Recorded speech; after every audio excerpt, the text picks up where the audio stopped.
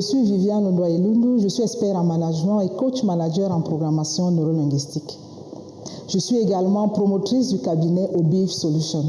Aujourd'hui, la thématique qui nous intéresse porte sur la gestion de la carrière. Lorsque vous rencontrez certaines personnes à la fin de leur carrière, ces personnes sont fières d'elles, heureuses d'avoir fait une très belle carrière.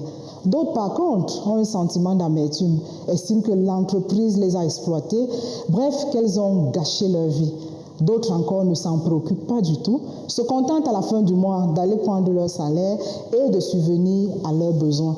Quoi qu'il en soit, nous constatons que la carrière, disons la vie professionnelle, a un impact important sur la vie de chaque individu. D'ailleurs, le débat sur l'âge de départ à la retraite en dit long sur le sujet. Je vous propose à ce sujet 3 thématiques, disons 3 éditions, et celle qui nous concerne aujourd'hui vise à répondre à 3 principales questions. La première question, c'est quoi une carrière? La deuxième, c'est quoi gérer une carrière? Et la troisième, quelles sont les différentes étapes de vie au travail? Qu'est-ce que la carrière? Il existe plusieurs définitions de la carrière. J'ai retenu ici pour vous la définition de Guérin et Wills. Guérin et Wills définissent la carrière comme une suite d'expériences professionnelles qu'un individu accumule tout au long de sa vie de travail dans le but de progresser et de se développer. Retenons ici 2 dimensions. La dimension expérience professionnelle complémentaire et les 2 expressions de la fin, progresser et développer. C'est-à-dire finalement, lorsqu'on aborde la carrière, nous avons en toile de fond 2 dimensions. Une dimension objective et une dimension subjective. La dimension objective ici présente en fait l'évolution de carrière proposée par l'organisation. Vous verrez que dans chaque organisation, il y a un plan de carrière, une évolution qui est proposée pour les différents corps de métier. Il y a donc la deuxième dimension qui est la dimension subjective, qui renvoie finalement à une analyse, disons une évaluation subjective, qui renvoie finalement à la satisfaction que vous pouvez avoir à la fin de votre carrière. Si nous prenons le cas de l'université que je connais bien, disons au Cameroun, vous avez un plan de carrière qui propose à chaque enseignant qui est recruté comme assistant, de passer d'assistant à chargé de cours, de chargé de cours à maître de conférence, professeur titulaire et professeur émérite. Mais vous allez vous rendre compte que tous les enseignants ne vont pas suivre cette évolution de carrière.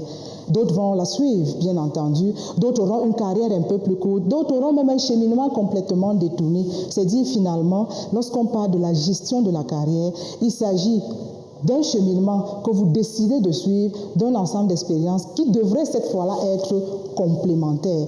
Et c'est justement cette complémentarité qui nous permet d'arriver à la deuxième question. C'est quoi gérer la carrière? Si gérer la carrière est important, il faut bien savoir quels sont les outils dont on doit disposer pour passer une belle carrière. Alors, gérer sa carrière, c'est quoi? Gérer sa carrière, ça doit en prendre soin. C'est facile à dire.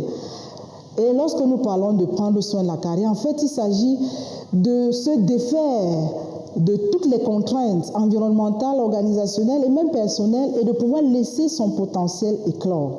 Gérer sa carrière consiste donc de manière très simple à identifier dans un premier temps quel est son rêve de carrière, quelle est son ambition de carrière et d'en définir le chemin. Lorsqu'on parle de chemin ici, il s'agit d'identifier par rapport au rêve de carrière quelles sont les étapes à franchir, les actions à réaliser, les ressources à mobiliser. Nous parlons là de tout type de ressources, les ressources financières, les ressources humaines, les ressources matérielles, l'information et même le temps. La carrière s'organise également dans le temps. Il s'agit donc, dans le cadre de la gestion de la carrière, de s'entourer de tous les outils nécessaires pour passer de l'instant présent à votre rêve de carrière. Quelles sont donc les différentes étapes de gestion de la carrière? Il existe plusieurs modèles qui présentent les étapes de vie au travail. J'ai retenu pour vous ici le modèle de Daniel Severin Smart, qui présente les étapes de vie au travail en série de 5 ans.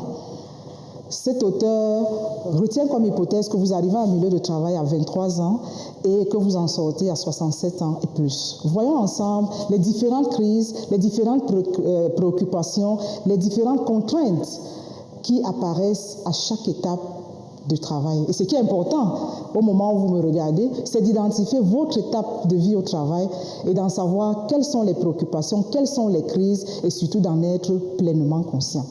Analysons le présent tableau.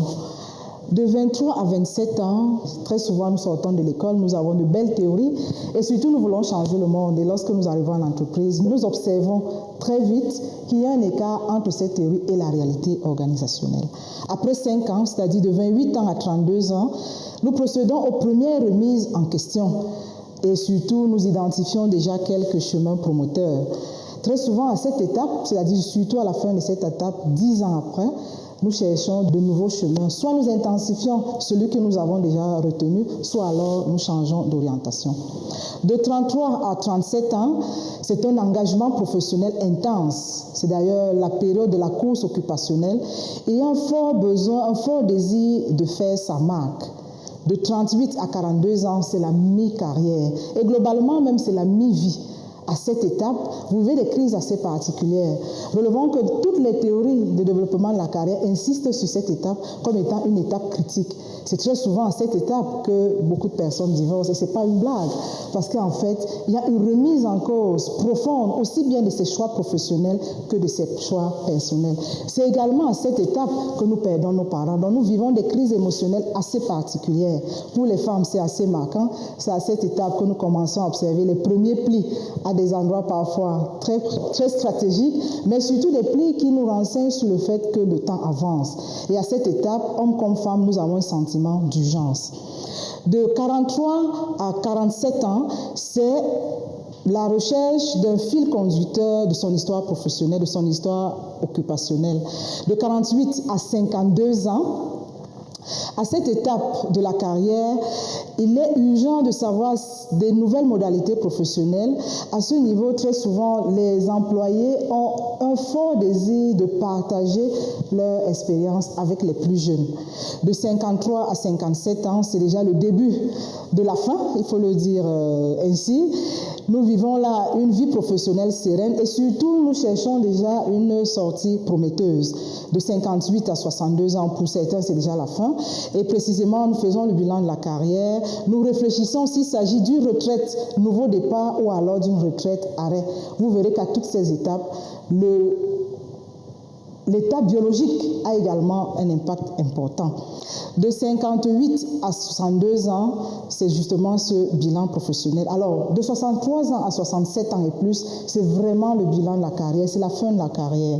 À cette étape, très souvent, il y a une forte réflexion sur sa vie et vous allez remarquer dans les églises, nous avons plusieurs personnes de cette tranche d'âge-là qui se disent déjà avoir un pas vers l'au-delà. Mais ce n'est pas vrai. Après 67 ans, il y en a qui relancent leur carrière. Tout dépend de votre état de santé. Mesdames et messieurs, retrouvez-moi sur cette même chaîne pour une deuxième édition de cette série. Je vous remercie.